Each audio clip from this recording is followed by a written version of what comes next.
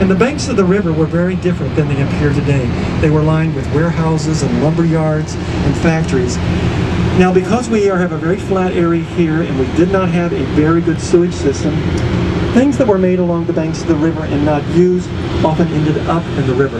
And the river became highly polluted. It had industrial waste in it, chemical waste in it, animal waste in it, and when we had a hard rain, some human waste in it. So that was bad for the city, but that really wasn't the worst news. The worst news at that time was that the Chicago River flowed into Lake Michigan. And guess where the citizens of Chicago drew their drinking water?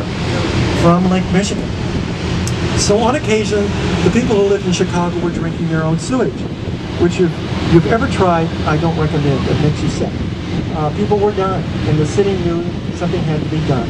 And in the late 1880s, in 1889, the city established the Chicago Sanitary District, and the job of the Sanitary District was to bring clean drinking water to the city.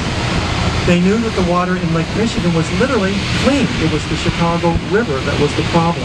So they said we need to get the Chicago River out of Lake Michigan, which means we need to turn the river around.